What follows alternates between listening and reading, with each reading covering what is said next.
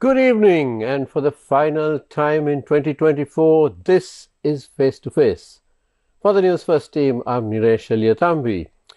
Now, this has been an extraordinary year indeed. We've had so much that happened over the last 12 months. Just think back to where we were this time last year, and we have indeed had tremendous changes to our country, to our society, to the economy, and to ourselves personally. Now, what will next year bring for us? That's something we all wish we had a crystal ball to gaze into. But let's talk about it and try to figure out what we want to happen next year, which is just a few hours away. And to discuss this, we have with us Dr. Ajantha Perera, no stranger to our programs. Good evening and welcome, Dr. Ajantha. Hi. Right, Dr. Ajantha, let's look back a little bit before we look forward. We have had two major elections this year, the presidential and then, of course, the general election, where the NPP won by a landslide, 62% of the vote, and 159 seats in parliament. Much is expected of this government, and much needs to be done in this country if we are to go forward and thrive. But looking back, Dr. Ajantha, how do you feel about 2024? Are you glad it's over? Are you happy with the way things turned out? Yeah, I think in a way, I would say the change did happen because people wanted a different government. They wanted a different mindset. And I'm really happy for Mr. Anurakumar Dissanayake, the president, that he at last achieved his goal. I know how hard he worked to become the president. He had a dream that he would want to be the president of Sri Lanka. And I firmly believe that he has achieved it in a very tremendous way, and I'm happy for him. And I'm also happy that many other people supported him to come to that place. And every politician has a dream that they would achieve something great, and he did achieve it. When I remember 2019, he got only 300,000 votes, and he would have been really wondering, whether I would ever become the president of Sri Lanka. Well, what a change in 5 years. Huge change, huge amount of change. So we have to congratulate him. And I also congratulate the Prime Minister, Harini. Being an academic, like myself at the university where I have met her, on a very casual basis, been chatting with her, and then suddenly all of a sudden I see that Harini is now the Prime Minister with a huge amount of responsibility, and I'm very happy about that. So they both have achieved a lot, and including the others who have come along with them. So in a way, I'm happy that they had a dream, they worked hard on it, they were supported by thousands and in fact millions, and they came to power. And I'm very happy about that. But there's a tremendous responsibility now, isn't there, on their part to deliver? Yes. See, this is the thing. To become the president, to have all that power, is a fantastic feeling. That people love you, people are with you, people support you. To get that, it's a great fortune, But then comes the question, do you understand the desire of the people? Do you understand why people have voted for you? Do you want to make sure that you do not upset them in any way? Because you see, when a person goes to the polls and put a cross in front of a person's name, they have a huge amount of trust in that person. And I think even for the prime minister, she got the highest number of votes in Colombo, which is a tremendous thing, you know. So now in 2024 began their journey towards a change that they want to bring in Sri Lanka. And now it has not been for very long, but I also, as another politician, as well as someone I have known them before. I know Ajantha and the others who are in the team. I also want to say, like a elderly sister, I want to talk to them now. Because you see, the most important thing in politics is that people expect things from you. Number one, when they came into power, people had a huge amount of trust in them. They said, give them time. They need time to achieve whatever their goals are. All of a sudden, I think where my shock came was when the Speaker of the Parliament, suddenly was found that he did not have a doctorate that he was claiming to have. That really a little bit, jolted my thinking. I was a little worried about it. I all the time I was hoping that he would show his papers and say, look, I have my doctorate. But when he did not have that, and then he has very loosely used it, I felt, why did he do that? He knew very well the huge weightage he was carrying as a person of responsibility. The president has trusted him, given him a huge job, a huge honor, and then to find that he has actually said that he has a doctorate when he does not have that. I mean, that was not needed at all. There was a sense of betrayal, perhaps, that a member of the NPP, which of course is the party which held itself up to such lofty standards, that even one of them could do something like this, which of course it's still in the air, because he's who knows, he might still find a doctoral certificate. However, this was also a wake-up call, wasn't it, to both the NPP and to Sri Lankans as a whole. Yeah. I mean, for the NPP, that they need to ensure that they have a high level of responsibility and transparency, and they need to keep to that. And to us as voters, that we can't just mark the cross on the ballot paper and expect that the new government will sort everything out. We have to be participating in governance. Yeah. And I think that was the first shock that came along, and I think people were very disappointed. People were a little shamed.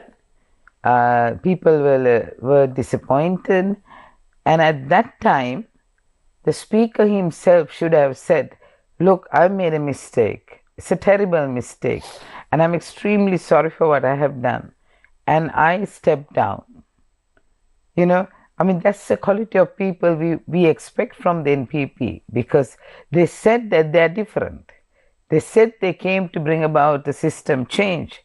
And anyone who comes from a socialist party and who wants to bring about a system change should have the guts enough to say, I made a mistake. Forgive me.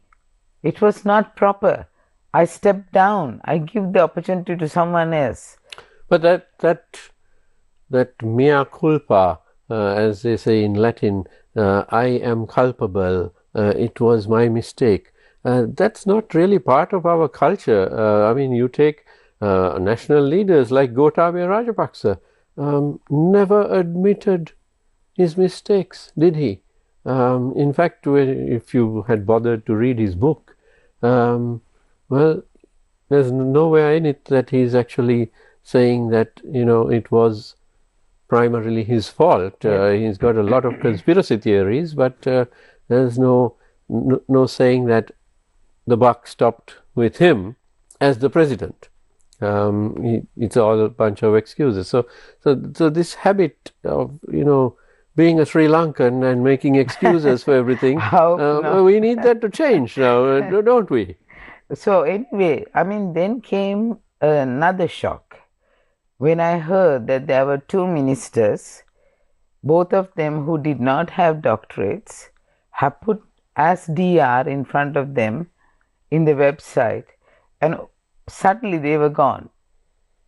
Well, that I think, Dr. Ajantha, there is some inquiry into how that came on the website. That was Harshana, I think, yes, the Minister for Justice, right? But the Minister for Justice, he's been on our shows so many times. Yeah, he's the fourth person.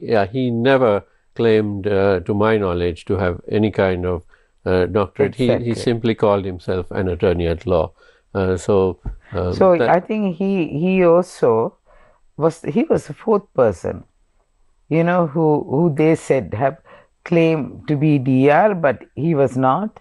Anyway, I'm happy he went to the CID, because that's exactly the right place where you should go to get a criminal investigation as to what really has happened. And I think the investigations are still going on.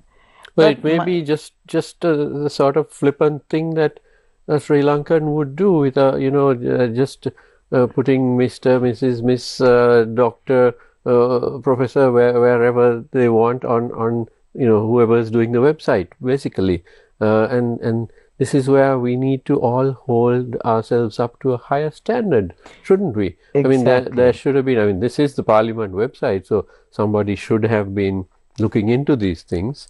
Clearly, there wasn't. If we are to assume that it was just negligence rather than something which was done on purpose. So these are the things we have to iron out in society and within institutions. What I see is, you see, when a person looks at me and when they see that I say something which I am not, there is a question mark about me thereafter, whether they can trust me. It's a breaking of trust that happens. You see, when you claim to be someone who you are not, then people have a question mark and a fear. And fear crept into the people who supported NPP. They feel betrayed. But again, Dr. Ajantha, this is something which virtually every government in this country has done on a massive scale. They come into office promising this, that, and the other, the sun and the moon and the stars, and then within a few years, it all falls apart. I mean, you can look at most of our governments over the past 76 years. I'm not saying all of them. There were some which did deliver, but most of them have in fact betrayed the trust and expectations of the people, including, I would say, both of the last governments. Of course, that's a matter of opinion. To me, of course, the fact that the last government had 7 million people under the poverty line was the betrayal. And the previous one, of course, the entire economic fiasco was the betrayal, and so on. So, when they promise to be saviors of the people, they need to actually deliver. Yeah, so that's the high expectation that we have, that came about this year. I think the question that came about was, what would the president do with regard to this issue? You see, when you say that you're sitting on a big seat because you want to bring about a system change, and then the question comes, when your own colleagues, when your team does not behave the way they are supposed to behave, when they are not being honest about something, when they bring certain amount of disgrace into the system, how does the president respond to that? In a way, I'm happy that the president actually got him to resign. That's okay. But what about the others? You know, we never heard anything happening. You see, if you look at a country like China, if you look at a country like Singapore, where you have firm leaders, they would not tolerate that. You would not tolerate it, because someone who is part of your team is bringing disgrace to the whole system. It was not bringing disgrace to the parliament, it was bringing disgrace to the political party, it was bringing disgrace to the structure that they have put in. So I was a little disappointed. But what's the lesson that we can learn from this? I think the lesson we need to learn, and I think as a the society, lesson actually is for the president. Look at your team first. I mean, I remember when I came for this show last time, I said, I'm 100% sure President will perform. I have no doubt about it, because he has been waiting for this opportunity. He's a hardworking young person, and I'm 100% sure he has the PM to back him up. I have no doubt about that. But the question that comes is, who is your team? You need to know your team well. You need to go through their CVs. You can't go by the same way earlier just because they supported you in the election campaign, or just because they are related to you, just because you've known them for a long time. That has absolute zero value now. A system change is a system change. And that is what the president needs to take to his head now. When a person does something wrong, chuck him out of the political party. You don't want to keep someone like that in the political party, because that will teach a lesson and that will set standards. This is what we are looking for. This is what we are looking for. Because when we were really bringing about the struggle and the system change that we wanted firm decisions to be taken by the leaders. Leaders must take firm decisions. You cannot say, I'll do it tomorrow. I'll do it in the next year. I'll do it in the next time. That doesn't work with a leader. Leader should come with ready to say, if you are in my team, you made a mistake, you lied, and that was wrong. And there's no room for that. There's no room for that. Get out of my political party. I will not allow you to dirty it. Now, Dr. Ajantha, we had the Aragalia, which was about 3 years ago now, almost 3 years, and you were part of that, and you have continued for years to struggle, to carry on the struggle, physically.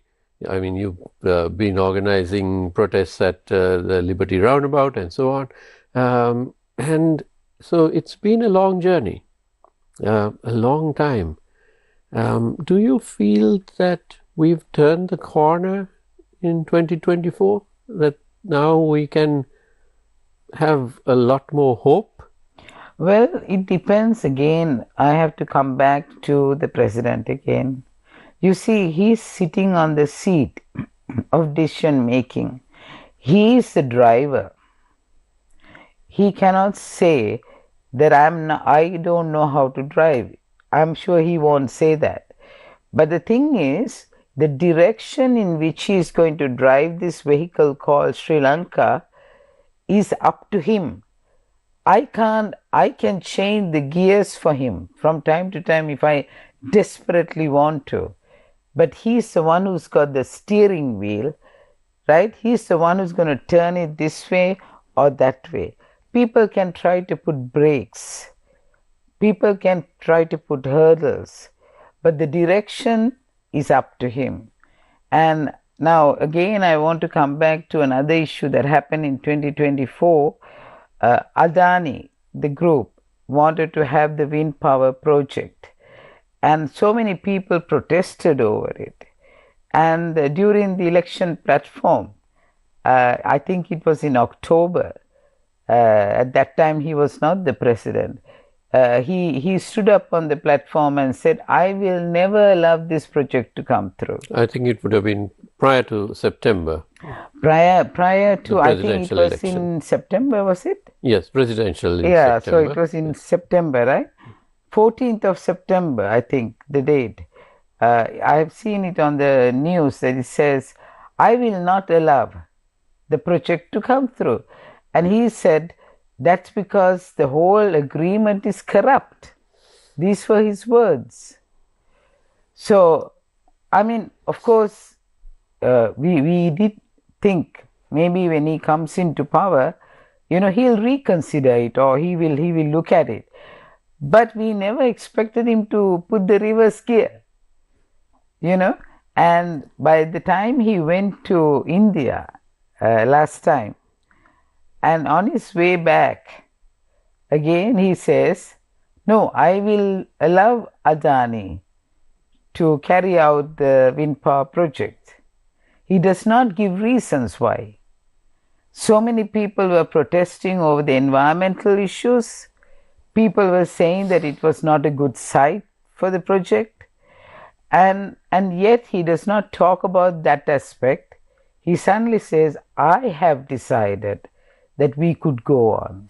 So, do you feel there's a dearth of transparency already? Yeah, I like the president to say when he makes a decision, or he changes his mind. I firmly believe, right, that not only I, and I'm sure there must be a lot of viewers who are thinking, it's good for the president to give reasoning as to why he's changing his mind. We are not trying to dictate to the president, but all what we are saying is he represents the people for who has voted for him. He is the president because people have voted, and people voted because he said, I would not do this, or I would do that. So when you change your way of thinking, or when you are changing your decision, it's always good to give reasoning as to why you've done that, because that allows people to feel comfortable with him. That allows people to feel this is a person who's people friendly, he's willing to tell us as to why he has decided this way.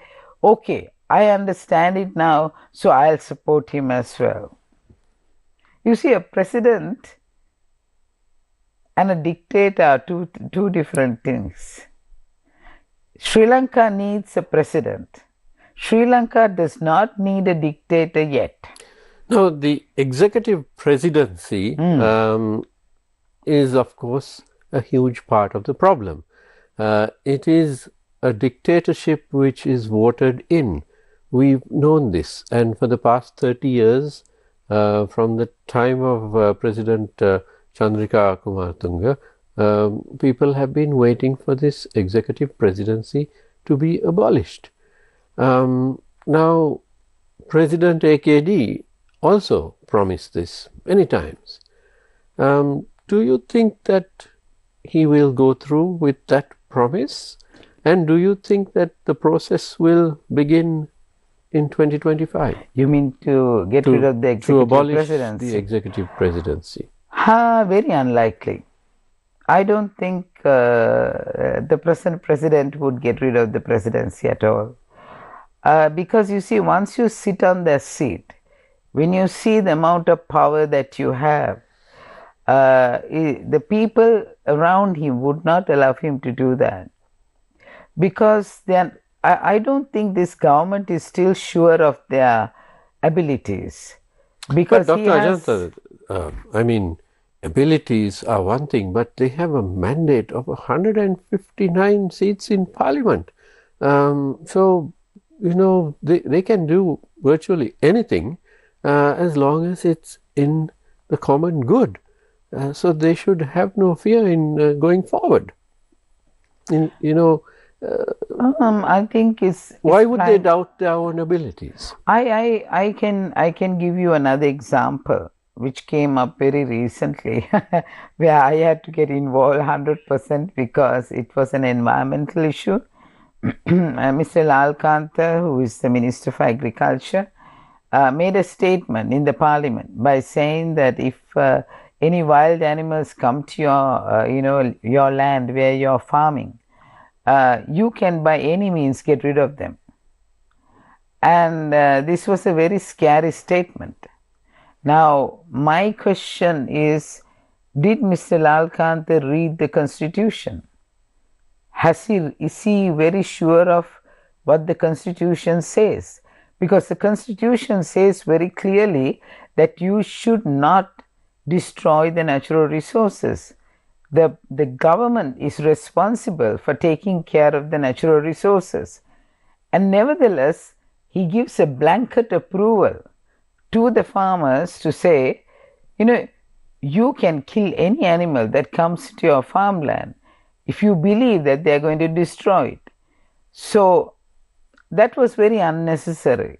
So what I think is, it's not the number of years that you have been in politics that matters, but you need to know who you are. You see, a member of the parliament has certain privileges, but at the same time, they should also know their words matter. Great responsibility comes with those privileges. We'll need to take a short commercial break right now. We are in conversation with Dr. Ajantha Perera. And don't go away, we'll be right back.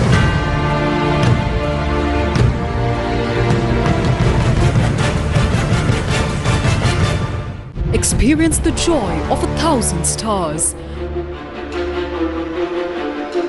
Watch Lux Riddhi Ram today at 9:30 p.m. on TV1. A trusted place for your fixed deposit. Valuable FD, a symbol of stability.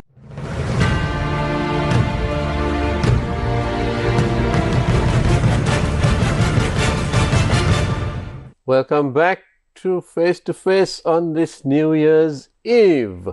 We are looking back at the year that was and looking forward to the year that will be. And we are with Dr. Ajantha Perera.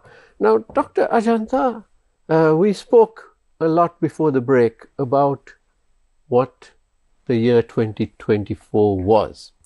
The hopes, the decisions, the expectations. Now, what about 2025?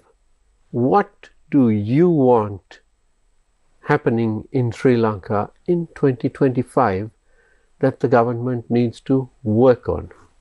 Okay, I'm happy with the new program that the government has decided on called the Clean Sri Lanka. That's a good word. Normally we refer to Clean Sri Lanka as more environmental issues, but here they are basing it on getting rid of corruption, and those are things. So I firmly believe, Clean Sri Lanka can also refer to getting rid of all the garbage. Do you mean physical garbage or the garbage within many of the institutions? Institutions, yeah.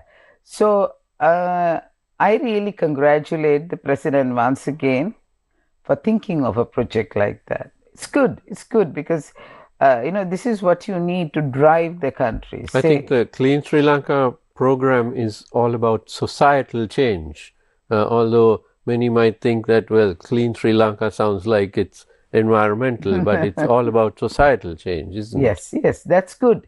You see, the environment, just because you clean the environment also, does not make a country clean.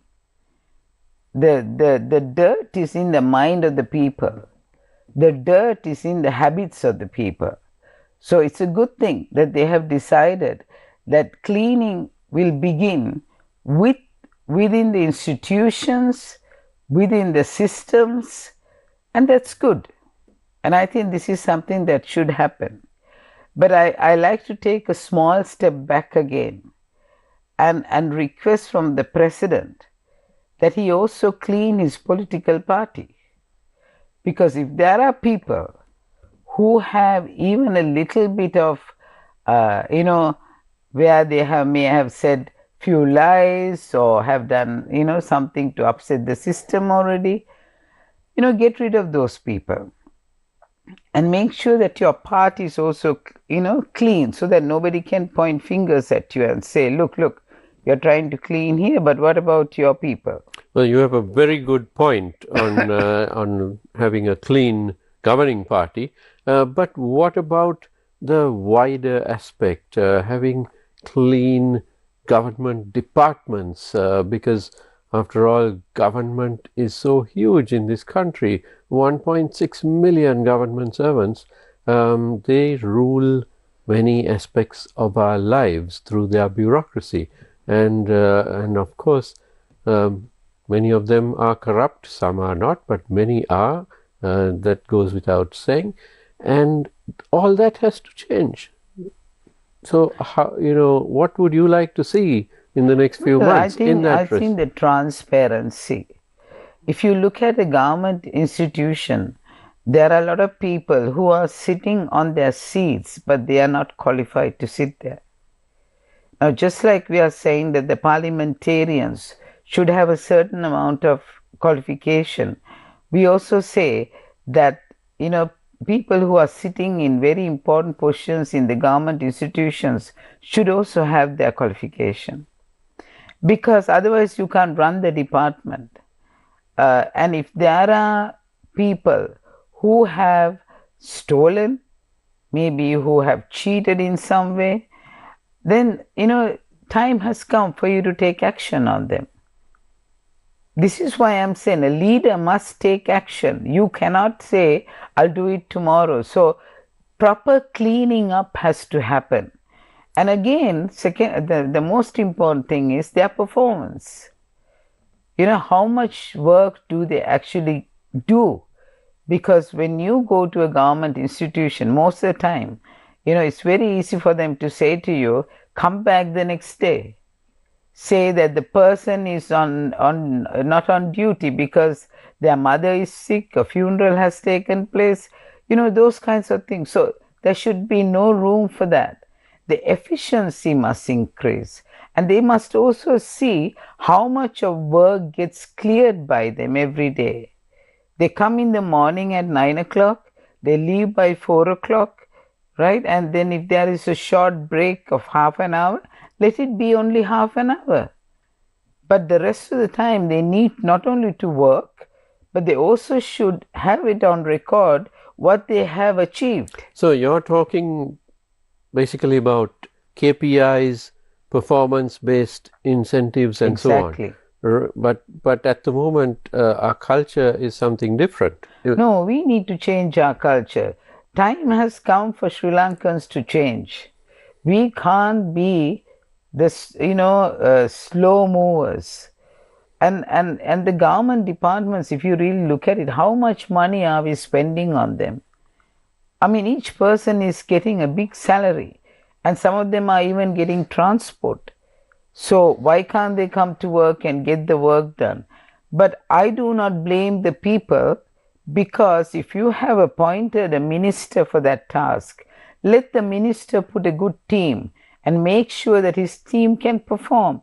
So the president must not only, of course, he must be, the most important thing is he should see whether his cabinet of ministers and the prime minister should also see whether her ministers are actually performing. And there should be a system where people can bring about complaints. I know even now a lot of people are calling me and they are saying to me, look, we went to this government institution, we sent letters to this government institution, but there are no acknowledgement. How can you have a system change and a better Sri Lanka, a clean Sri Lanka, without changing those things? Now, that's an amazingly insightful point, Dr. Ajantha, because while the people voted for the system change, the government servants voted even more overwhelmingly through the postal voting for the NPP, for the system change. Exactly. the system change has to start with themselves, shouldn't it? Well, see, thing is, for many years, most of these government servants have come because they have some connections to the former governments. So they've been brought in just because they worked in the elections. They may have been distributing leaflets. They may have been going around and talking to the people and asking them to vote for a particular person. And that's how they managed to get the government positions. We know that. I mean, these are no secrets. So most of the people who are there in the government positions, they are not qualified, and they have never been trained, and they have just existed.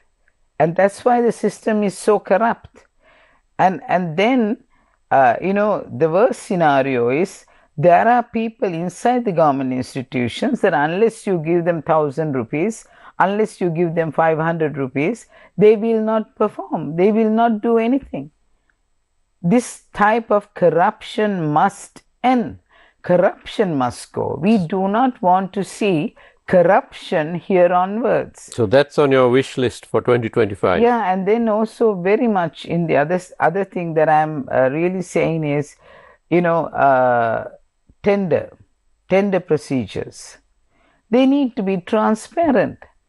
I was listening to the tender procedures for the importation of salt very recently, and the person who was speaking said, people will only send their bids towards the latter part of the time period. Then the other person asked why. Then he said, because suddenly another party might get to know how they have bidded, and so they can adjust accordingly. But these situations really have to change. Yeah, this has to change. Bid documents are supposed to be locked up in a locked box. Exactly. And I was wondering, how did that chairman even manage to say those? His responsibility is, when the tenders are called, when the bids are sent, that they are locked up, looked after, properly itemized, that they have come and kept away so that nothing can leak. You can't say those things. We need to be upright people. We are born to be upright. Yes, we have got corrupted over the years, but that's no excuse. But do you think that it is an easy thing for people who have gone astray to decide for themselves and turn over a new leaf? Only way is... Because we can't really be expecting President AKD to come penalty. Heavy penalty. In Singapore, when a minister has done, gone wrong and maybe involved in huge corruptions, the minister himself commits suicide even before the judgment comes, because they know how hard that's going to be. Regulations, punishments are very important. Without those things, you cannot put the society in order. Clean Sri Lanka should be that. Clean Sri Lanka should be that the tender processes are properly carried out, there is confidentiality, that there is transparency in the websites, the qualifications of the people should always be on the website, especially those who are holding high positions. These are very, very important, because otherwise what are they going to do as Clean Sri Lanka otherwise? Now, another aspect which we have spoken about on this program, you and I, Dr. Ajantha, is the status of women in our society and the issues surrounding that. Principally, safety of women to walk down the street, to go and do a job of work and come back, say at 9 or 10 in the night, and be able to walk down their street or get on a bus without being harassed. Yeah, true. Where do you see that going in the next year, 2025? Because so far, it is early days, but over the past few months of this government, we really haven't heard much on the front of women's issues? Well, I really want to say, as a woman, I often forget that I'm a woman actually. When I'm on the road holding a board, I'm protesting, or when I'm giving a voice cut because I care about the situation, I totally forget that I'm a woman because I care as a mother. I always look at, whenever I look at a situation, I speak as a mother. I think women play a huge role in this country. They hardly make big complaints, but I do believe that we need to look at the family life. Family life is very, very important.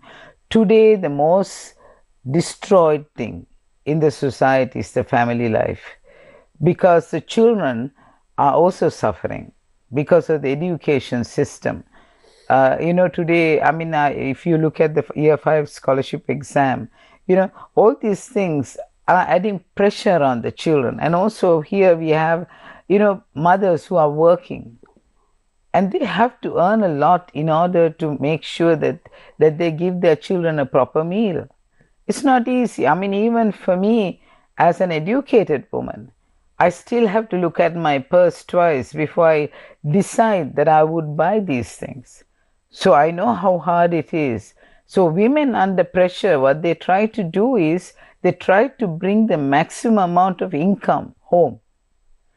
And they try to save as much as possible. And they always make sure that the children are looked after, that education is looked after. They work very hard to maintain the harmony of the family. That's what woman is about. And so eventually what happens is the women neglect themselves. I see a lot of women in this country who neglect themselves, even health-wise.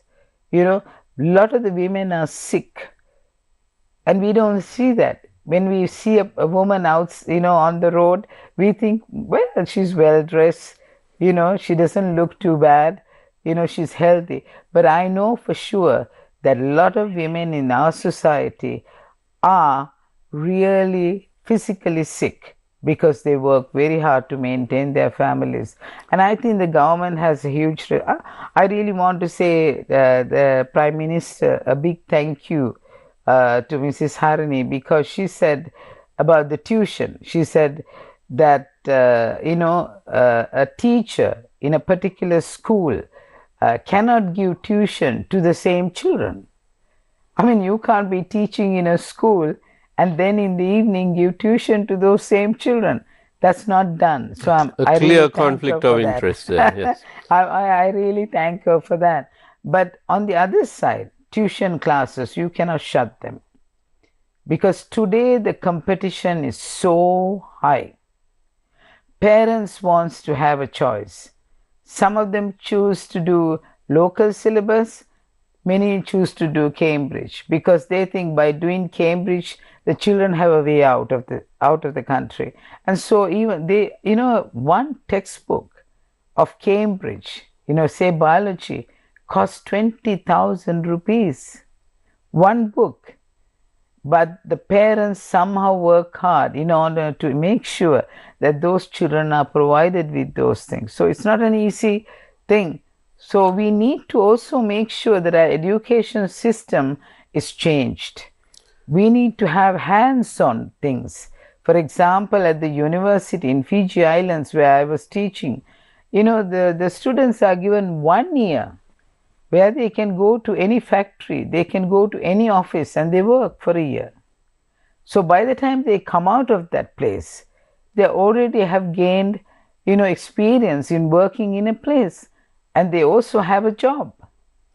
Now, when it comes to women, the advancement of women, the safety of women, Dr. Ajantha, and now we have the local government elections coming up in 4 or 5 months' time. And that has a 25% mandatory representation of women in all these local government institutions.